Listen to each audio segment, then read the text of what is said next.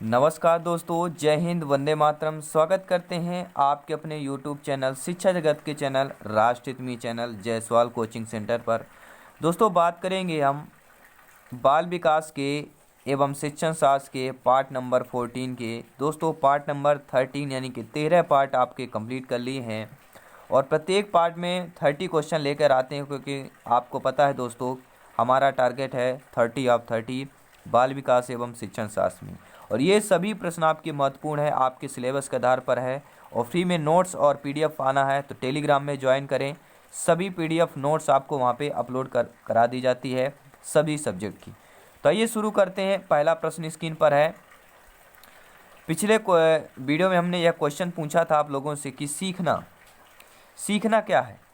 सीखने वालों के संवेग से प्रभावित नहीं होता है, यह संवेगों से क्षीण संबंध रखता है, यह सीखने वाले के संवेग से स्वतंत्र है, यह सीखने वाले के संवेग से प्रभावित होता है। तो सीखना क्या हो जाएगा? सीखने वाले के संवेगों से प्रभावित होता है। डी ऑप्शन यहाँ पर सही हो जाएगा। और दोस्तों, अगला प्रश्न पूछा जा रहा है। सभी प्रश्न आपके इम्पोर्टेंट है, ये सभी प्रश्न आपके सिलेबस के आधार पर ही हैं और सिलेबस पर आधारित प्रश्न हैं और इसी टाइप के प्रश्न दोस्तों पूछे जाते हैं। प्रश्न क्या पूछा जा रहा है यहाँ पे देखिएगा। सामाजिक और शारीरिक आधार पर महिला और पुरुष में भिन्नता है। क्या है?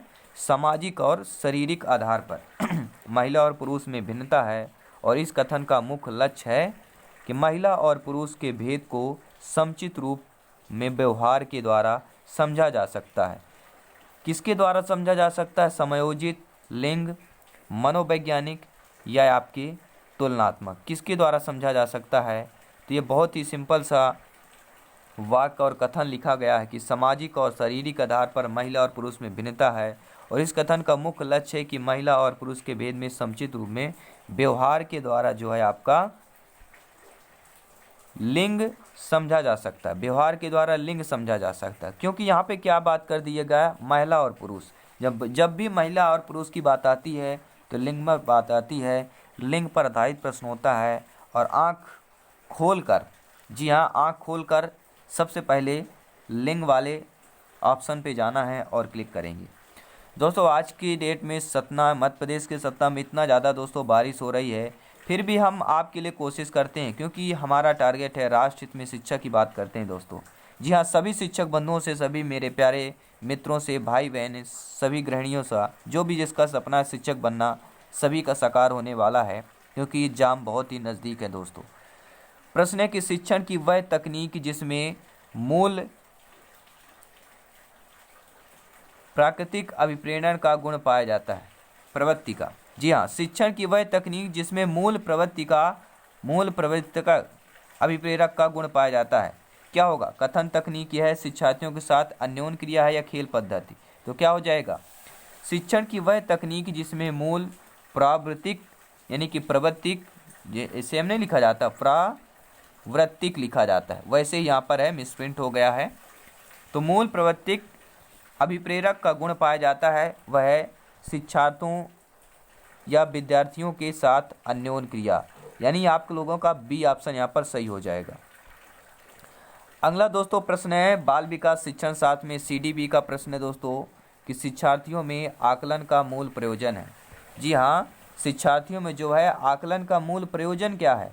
तो आकलन का मूल प्रयोजन जो होता है वह होता है दोस्तों शिक्षार्थी और शिक्षा तंत्र दोनों को विवेचनात्मक तथा आलोचनात्मक प्रतिपुष्टि से लाभ पहुंचाना।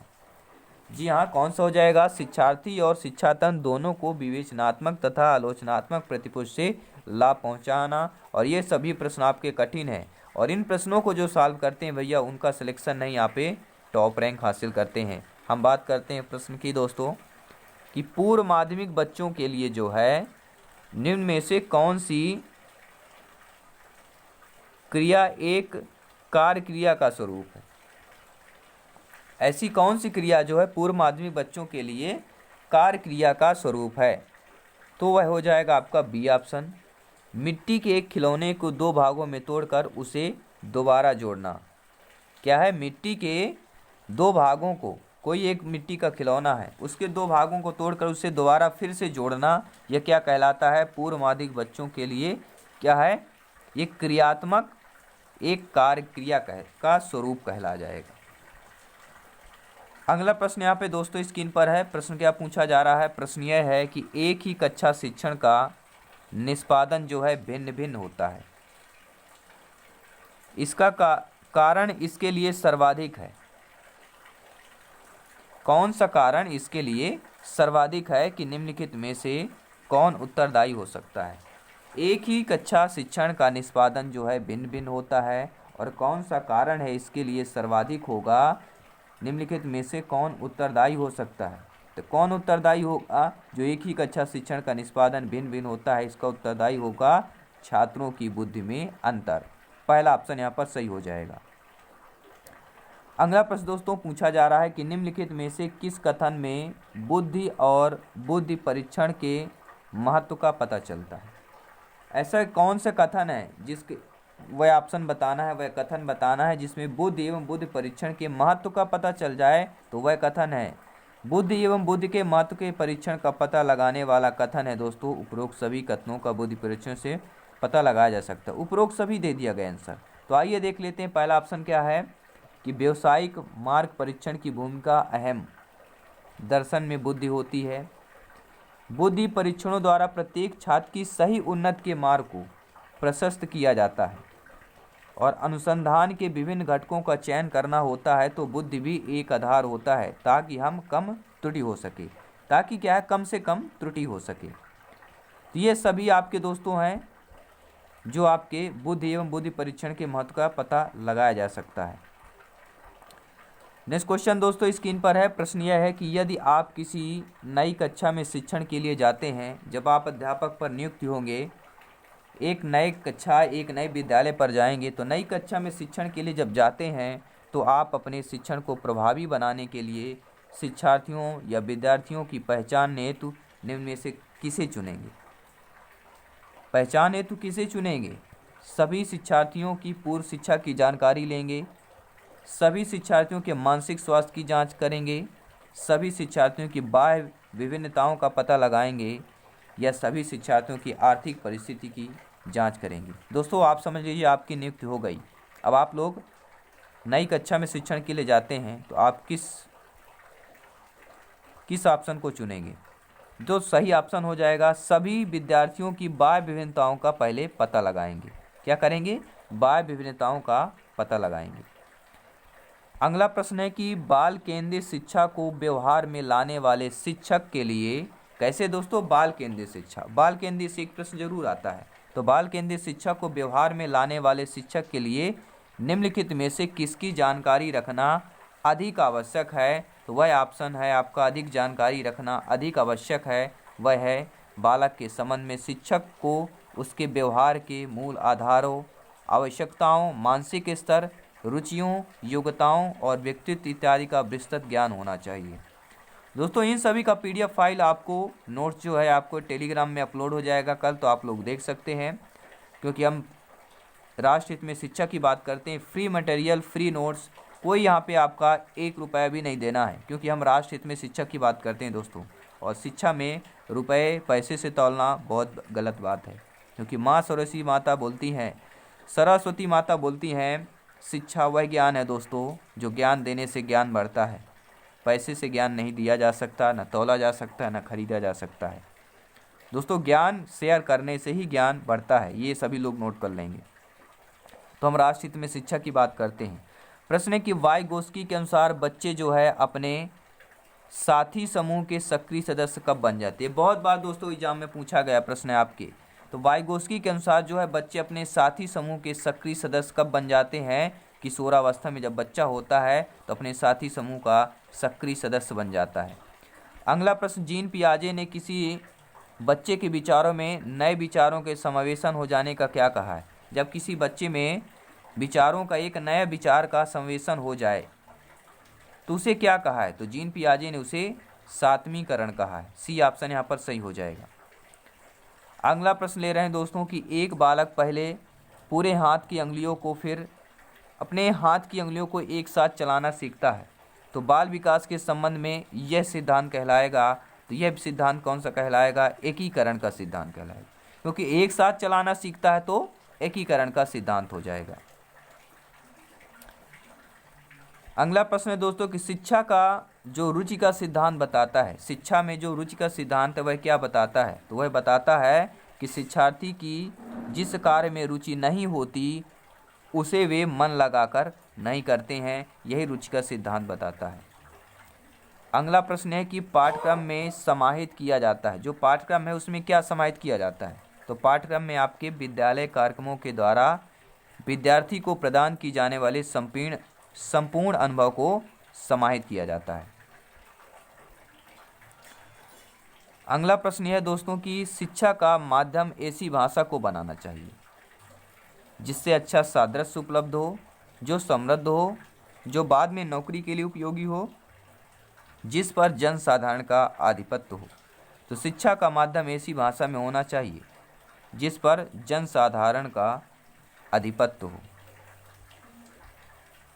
अगला प्रश्न दोस्तों पूछा जा रहा है आपके सिलेबस पर, बाल विकास एवं शिक्षण शास्त्र का प्रश्न है। आप यदि शिक्षार्थियों को सामाजिक रूप से समुन्नत एवं परिपक्व करना चाहते हैं तो आप क्या करेंगे? आप यदि शिक्षार्थियों को सामाजिक रूप से समुन्नति या कह सकते हैं समुन्नति एवं परिपक्व करना चाहते हैं तो आप क्या करेंगे? तो आपको करना होगा, शिक्षक होने के नाते आप विद्यालय की विभिन्न क्रियाओं में शिक्षार्थियों को अधिकाधिक भाग लेने के लिए प्रेरित करेंगे। बी ऑप्शन सही हो जाएगा। अगला प्रश्न दोस्तों ले रहे हैं, स्वास्थ्य हमारा ठीक नहीं है दोस्तों, फिर भी हम क्लासेस ले रहे हैं। या आप सोच सकते हैं ये परिवार है, शिक्षा जगत का परिवार है और इस परिवार से हम इतना जुड़ चुके हैं इससे, क्योंकि आप लोगों का सपना हमारे सर पर है दोस्तों, और हम ऐसा नहीं चाहते कि हमारे वजह से आपके सपनों पे थोड़ा बहुत भी चेंजेज आए। सपना वही होगा तो साकार भी इसी तरह होगा, मेहनत करते हुए होगा। क्लासेस डेली लीजिए, साकार जरूर होगा और एक सरकारी सीट आपको ज़रूर मिलेगी दोस्तों। प्रश्न है कि जब शिक्षार्थी अपने चारों ओर के भौतिक और मनोवैज्ञानिक वातावरण में वस्तुओं और परिस्थितियों को देखकर चिंतित करता है, जब कोई विद्यार्थी अपने ओर के भौतिक और मनोवैज्ञानिक वातावरण में वस्तुओं और परिस्थितियों को देखकर चिंतन करता है तो इस प्रकार का चिंतन कहलाता है। तो इस प्रकार का चिंतन प्रत्यक्षात्मक चिंतन कहलाता है। सी ऑप्शन यहाँ पर सही हो जाएगा। अगला प्रश्न है दोस्तों कि प्रगतिशील शिक्षा की विशेषता नहीं, जो प्रगतिशील शिक्षा होती है उसकी विशेषता नहीं है। देखिए दोस्तों, शिक्षा के व्यवहार का आत्मीयता से परिपूर्ण होना यह प्रगतिशील शिक्षा की विशेषता है। शिक्षार्थियों में उत्तरदायित्व की भावना का विकास करना ये विशेषता है, और शिक्षार्थियों के सर्वांगीण विकास को मुख्य आधार मानना यह आपकी प्रगतिशील शिक्षा की विशेषता है। लेकिन शिक्षक को केंद्र बिंदु मानकर चलना यह प्रगतिशील शिक्षा की विशेषता नहीं है। According to question right option number C हो जाएगा। और नेक्स्ट क्वेश्चन स्क्रीन पर है कि प्राथमिक स्तर पर शिक्षार्थियों द्वारा वही शिक्षक प्रभावी माना जाता है। प्राथमिक स्तर पर शिक्षार्थियों द्वारा वही शिक्षक प्रभावी माना जाता है जो व्यवहार में प्रभावी हो। जो व्यवहार में प्रभावी होगा तो वह प्राथमिक स्तर के विद्यार्थियों शिक्षार्थियों पर भी प्रभावी होगा।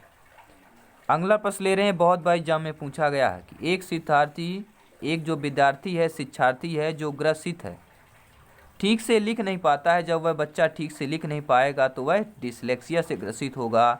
जब बच्चा गणना संबंधी ग्रसित होता है तो डिस्कैलकुलिया से ग्रसित होता है। और एक प्रश्न ग्रसित यानी कि आपको इससे रिलेटेड प्रश्न जरूर आता है। जी हाँ, अक्षमता से प्रश्न दोस्तों जरूर आता है। तो इनको सभी जितने भी आपकी क्षमताएं हैं इनको ज़रूर रट के जाइए, इनको ज़रूर समझ के जाइए और बेहतर प्रिपेयर करके जाइए। अगला प्रश्न है कि कक्षा कक्ष पठन शुरू करने का कारगर उपागम नहीं है। जो कक्षा कक्ष का पढ़ने के शुरू करने का यानी पठन शुरू करने का कारगर उपागम आपने पढ़ा होगा शिक्षण शास्त्र में, तो कौन सा एक नहीं ऑप्शन है वह बताना है। तो शिक्षार्थियों को शिक्षण हेतु सीमित सहायक सामग्री, देखिए सीमित सहायक सामग्रियों का प्रयोग करना यह आपका कारगर उपागम नहीं हो, क्योंकि सीमित नहीं करना है, जितनी उनकी ज़रूरत है उनको करना है। और जो उपागम है आपके विद्यार्थियों में कल्पनाशील विचारों को पैदा करना, विद्यार्थियों द्वारा तैयार किए गए पाठ का वाचन करवाना और विद्यार्थियों को यह अवसर उपलब्ध कराना कि वे अपना पाठ स्वयं करते हैं।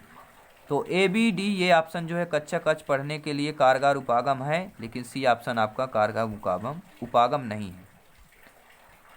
अगला प्रश्न दोस्तों स्क्रीन पर है। प्रश्न क्या पूछा जा रहा है कि बुद्धि के विषय में सत्य नहीं है। बुद्धि के विषय में लिखे गए हैं 4 ऑप्शन, तो सत्य कौन सा नहीं लिखा है। देखिए दोस्तों, बुद्धि मूर्त चिंतन की योग्यता है, तो मूर्त चिंतन की योग्यता बुद्धि नहीं होती है, ये आपका सत्य नहीं है। और बुद्धि सीखने की योग्यता है, बुद्धि अमूर्त चिंतन की योग्यता है, बुद्धि पिछले अनुभव के उपयोग की योग्यता है। ए बी डी जो ऑप्शन है बुद्धि के विषय में सत्य है, लेकिन सी ऑप्शन आपका सत्य नहीं है। और अगला प्रश्न क्या पूछा जा रहा है, आइए देखते हैं स्क्रीन पर कि विवेचनात्मक शिक्षा शास्त्र के संबंध में सत्य है। देखिए कथन जरूर आते हैं, सत्य असत्य का भी आ जाता है, क्योंकि नया ट्रेंड चल रहा है दोस्तों, और इस ट्रेंड में बहुत से बच्चे पीछे रह जाते हैं। तो प्रिपरेशन बेहतरीन कीजिए। तो विवेचनात्मक शिक्षा शास्त्र के संबंध में सत्य कौन सा हो जाएगा, तो विवेचनात्मक शिक्षा शास्त्र के संबंध में सत्य होगा कि यह विभिन्न मुद्दों पर उनके राजनैतिक, सामाजिक, आर्थिक एवं नैतिक पहलुओं के संदर्भ में आलोचनात्मक चिंतन का अवसर प्रदान करता है। आइए अगला प्रश्न दोस्तों स्क्रीन पर है कि समान विद्यालय में अधिगम असमर्थी अथवा अधिगम बाधित व समान शिक्षार्थियों को एक साथ शिक्षा प्रदान की जाती है। समान शिक्षा में, विशेष शिक्षा में, अनुकूल शिक्षा में, समावेशी शिक्षा में।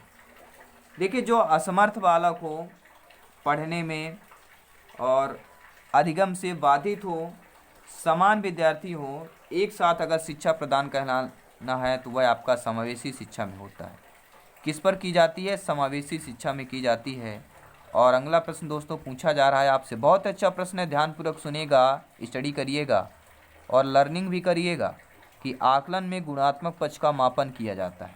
जो आकलन है, आकलन में गुणात्मक पक्ष का मापन किया जाता है साक्षात्कार एवं अवलोकन के द्वारा।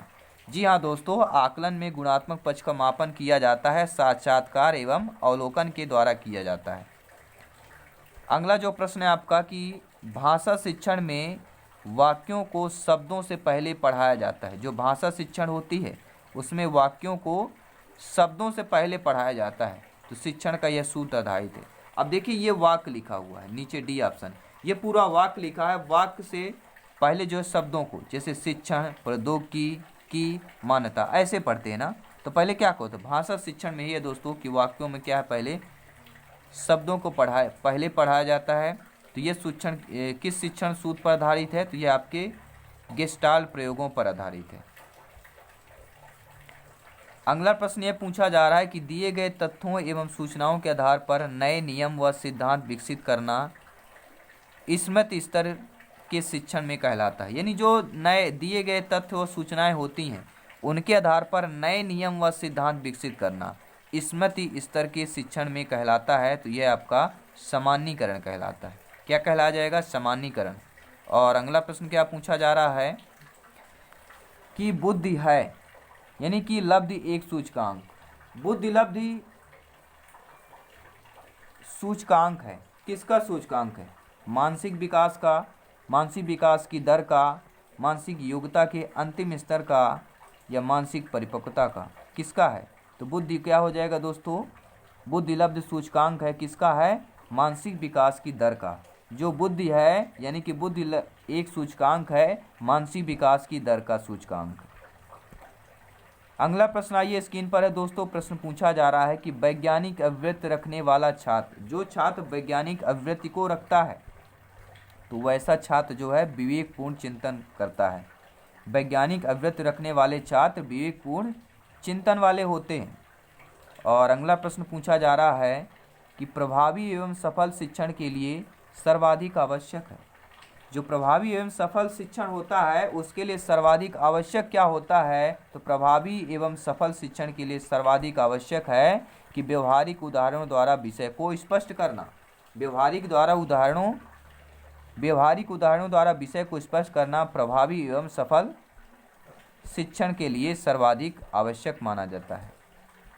और सभी मेरे प्यारे मित्र चैनल को ज्वाइन कर लेंगे, सब्सक्राइब कर लेंगे, बेल आइकन जरूर प्रेस करें, क्योंकि हम बात करते हैं राष्ट्र हित में शिक्षा की बात करते हैं। और आइए प्रश्न देख लेते हैं। बहुत अच्छा इंपॉर्टेंट प्रश्न है दोस्तों, बहुत बार एग्जाम में पूछा गया आपके C TET, UP TET STT REET exam में पूछा गया है, तो MP टेट, STT और STT में चांसेज हैं दोस्तों कि जब कोई शिक्षार्थी इस प्रकार सीखता है कि वह सीखे जाने वाले सामग्री के सार तत्व को एक नियम के अनुसार समझकर तथा उनका संबंध पूर्व ज्ञान से जोड़ता है, कहलाता है। क्या कहलाएगा? जब कोई शिक्षार्थी, जब कोई विद्यार्थी इस प्रकार से सीखता है कि वह सीखे जाने वाले सामग्री के सार तत्व को एक नियम के अनुसार समझकर तथा उसका संबंध पूर्व ज्ञान से जोड़ता है, तो क्या कहलाया जाएगा दोस्तों? तो ये आपका कहलाएगा अर्थपूर्ण सीखना। क्या कहलाया जाएगा दोस्तों? अर्थपूर्ण सीखना कहलाया जाएगा, क्योंकि ये पूर्व ज्ञान से जोड़ा गया है।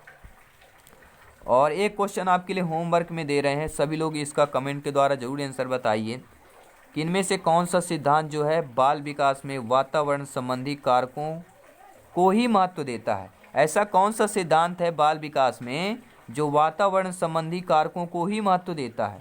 विकास क्रम की एक रूपता का सिद्धांत, सामाजिक अधिगम का सिद्धांत, निरंतरता का सिद्धांत या परस्पर संबंध का सिद्धांत। ये है आपके दोस्तों होमवर्क है आपके लिए। और कल हम फिर 30 क्वेश्चन लाएंगे और बहुत ही जल्द आपके 500 MCQs बाल विकास के कंप्लीट होने जा रहे हैं, वो भी आपके सिलेबस, आपके एग्जाम पैटर्न के अनुसार, जो आपके एग्जाम के वजह से यानी आपके सिलेक्शन से जैसी बहुत इंपॉर्टेंट क्लास है दोस्तों। सभी क्लासेज इंपॉर्टेंट हैं और सभी प्लेलिस्ट में जाइए, ज़रूर चेक कीजिए, क्योंकि हम बात करते हैं राष्ट्र हित में, शिक्षक की बात करते हैं, शिक्षा जगत की बात करते हैं और आपके सिलेबस के आधार पर ही प्रश्नों की बात करते हैं और प्रश्न लाते हैं, क्योंकि हमारा मकसद है आप लोगों का सिलेक्शन के साथ साथ टॉप रैंक हासिल करना। रैंक के साथ सिलेक्शन पाना बहुत ही बड़ी बात होती है और सरस्वती माता की सहायता से, उनके आशीर्वाद से ज़रूर यह मुकाम आप लोग हासिल करेंगे। तो सभी मित्रों को जय हिंद, वंदे मातरम। हंसते रहिए, मुस्कुराते रहिए, आप खुश रहें दोस्तों, आपका परिवार खुश रहे। और ये भी एक परिवार है, शिक्षा जगत का परिवार है, इसे भी लाइक और शेयर करते रहें। धन्यवाद साथी।